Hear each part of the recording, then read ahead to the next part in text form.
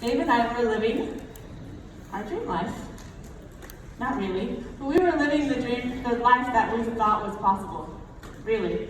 We had been watching our parents, our grandparents, our community, everyone around us live a life, and we were living that life exactly how we had learned life should be.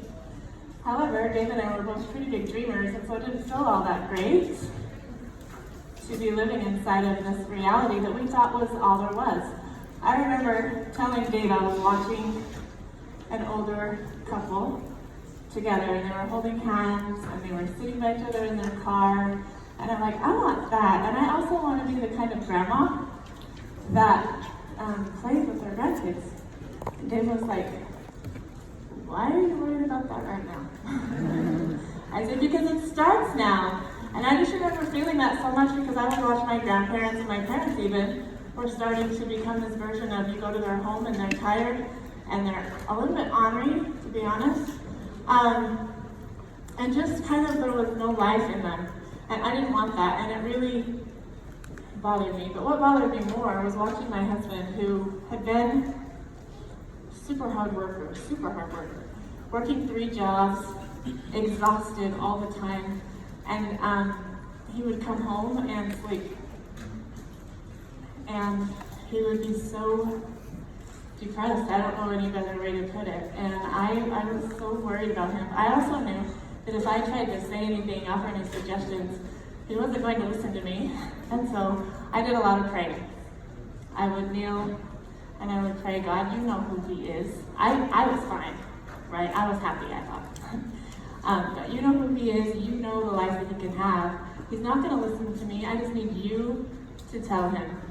Little did I know that he was also kneeling by the side of his bed and asking God to either take his life or help him find a solution, because he had had it. It wasn't really the best way to live, even though I was telling myself a story that we're fine, we're happy. And then one day, we were at an expo, and I was doing a booth, trying to earn some extra money so that we could maybe fix the broken window that we'd had been broken for so long. And I was at the booth right next to this group of the most annoying, happy people, right? I was like, okay, you guys, I have something important to share here, and you're driving me nuts, you're too noisy, and they kept trying to get me to hear their story. So finally, to get them to be quiet, I went over and I heard their story. And before they did anything, they opened up this binder and they showed me pictures. And as I looked closer, and as I listened to them tell their before story, I saw and heard myself in those pictures. And then I looked up and saw them, and they're bright, and they're smiling, and they're happy. So maybe they became less annoying to me, and I realized that was what I wanted. I didn't even realize I didn't feel good. I didn't realize that my life was not that happy. But as I watched them tell their story and I saw them, I believed them. I'm like, that is you? I want what you have now. And so I went and got Dave. He was there helping me. Come over. Like, listen, these steps there. He's like, yeah, thanks. He takes their card and he tosses it in the garbage. And so I said, I want it anyway. And I went and filled out their little drawing slip. And guess who won? And that's how our story started. Well, as soon as I won, Dave said, well, I want to try it. I'm like, of course you do now. But no. So we did it together, and I kid you not. And, you know, some people will say, don't tell people it was only 3 days, but I kid you not. I got my husband back in 3 days. It was so awesome. I was pushing my daughter to the park, and when I got to the park, I wanted to play with her instead of sit on the bench and watch her play and hope somebody else would come play with her. I was like, whoa, what's happening? But then he calls me, he's like, did you feel that? And I'm like, I thought I'd done something, but I had no idea. What is that? And that, he hasn't stopped. He's the Energizer Bunny. He's been going, and life has been amazing. Well, when your husband has been nearly dead for years, and then suddenly takes off, it's cool to watch, and at the same time, I felt myself being left behind. And he's like amazing. If anybody knows my husband, he's amazing, right? He is. amazing. And we have 5 amazing kids, and they're all just like these amazing, talented, red and yellow personalities. And me, as my soft little blue, was wondering, wow, I don't really fit into my family anymore. No, it's for real. Like, I had a story of who I was, and I hadn't separated it yet from events. And I was watching, and I was starting to feel, well, I wanted to be invisible, let's put it that way. And one day, Dave came to me and he said, hey, there's this event. It's on an island in Belize, and I want you to come because, well, it's during our 22nd wedding anniversary week. So I want to go, but I probably should come with me for our anniversary. I'm like, yeah, I should. And as I looked at travel, so I'm like, yeah, I'll go. He's like, the only thing is you have to participate. That's the only way I'll let you come. And I'm like, okay, I'm great at pretending. I'll just keep pretending and I'll go to this event. You know, you have to understand really quick. I was the one, I would come to the events because I wanted people to know that my really hot husband was married. That's why I came. And my belief in the company grew. I began to fall in love with the company, and I really wanted to participate, but again, I wanted to be invisible. And I was not an Isagenix. I wasn't. In my mind, I didn't fit in with this beautiful community, and it was really painful for me to come. Let alone, I didn't even hug my own kids, let alone get hugged by thousands and thousands of strangers. It was painful for me to go, but I would go. So it was painful for me to go to this event, but I wanted to be with my husband on our anniversary on an island in Belize. So I went.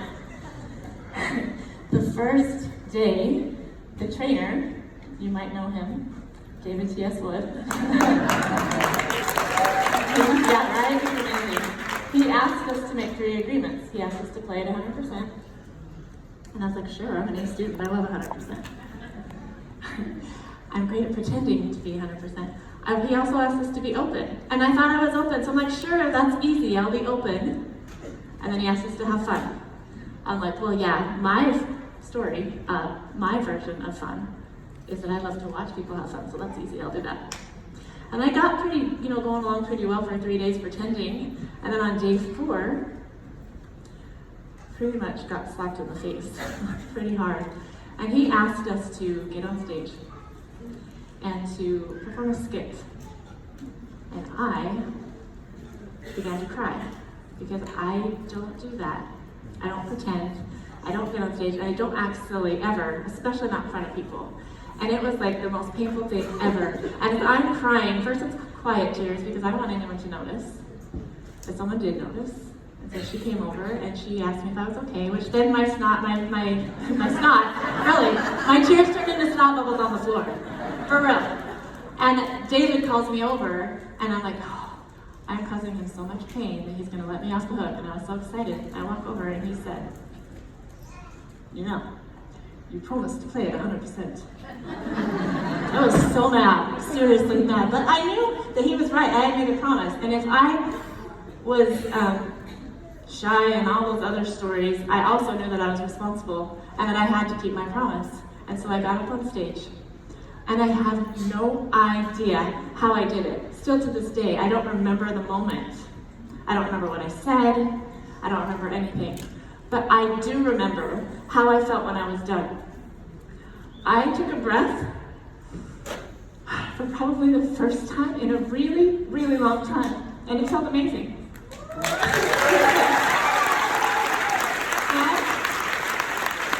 Yeah, you guys felt that breath this morning, right? I also saw the world brightened up before my eyes. The blues, I'm not kidding, is literal. They became more blue suddenly in front of my eyes, and all I knew is that I never wanted to stop feeling that feeling. And so I made a decision, just like our friend this morning who did this presentation so amazingly. She made a decision to get up on the stage and do it, and she did it, right? And I made a decision that I was never going to stop feeling that feeling. And so, I promised myself that I was going to do something that scared me every single day. And I can honestly tell you that was, I don't even know how long ago it was, I think 2012.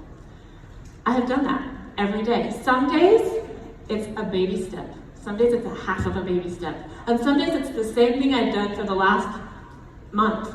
The same step over and over and over again. Because I wasn't done being scared of it yet, but I made myself do something scary every day. One of the things was wearing my hair up. Do you know how painful it is?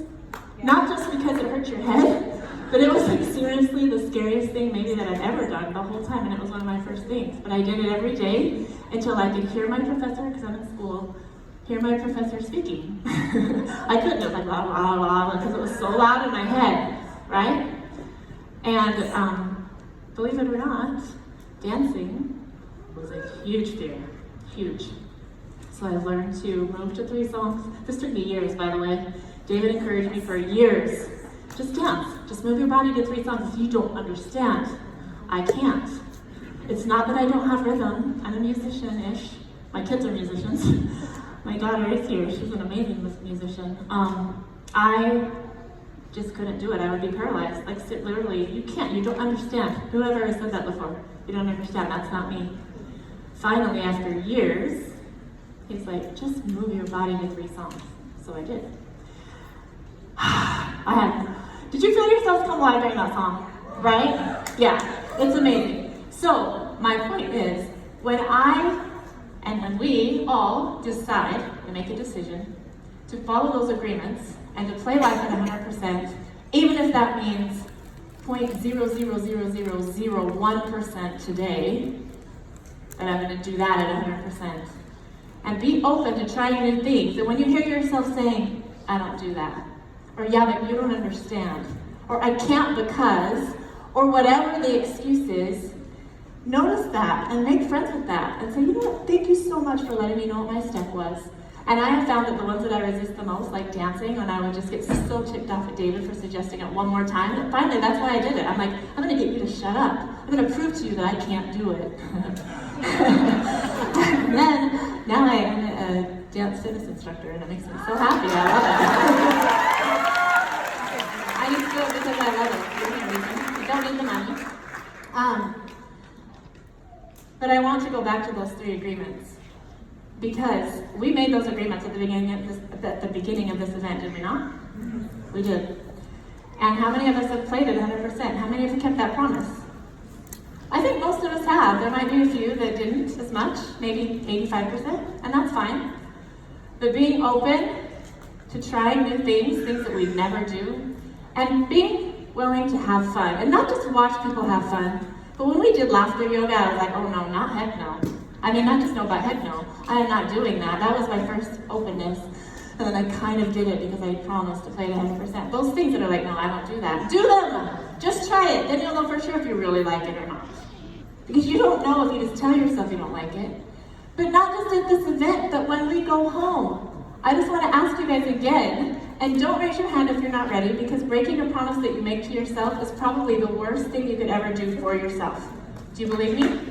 Okay. So if you guys are willing to, when you leave this room and you go back into your environment, will you be willing to play at 100%? Yes. Raise your hand. Yeah. Awesome. And will you be open to trying new things? Yes. And to listening to that voice in your head that says, oh, we don't do that, and saying, hey, maybe we do. Let's try it. Come on. Grab hands with that resistance and go play. And then finally have fun. Who's willing to have fun? Show that you're willing to have fun.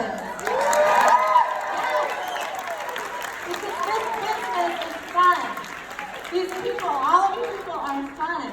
And living life out loud and on purpose, in spite of your fears, is so fun. Oh my goodness, I never knew how much fun I could have. So, I'm super excited now to be able to introduce a really fun person who, he used to work in network marketing. He actually created his own 6-figure business. And he also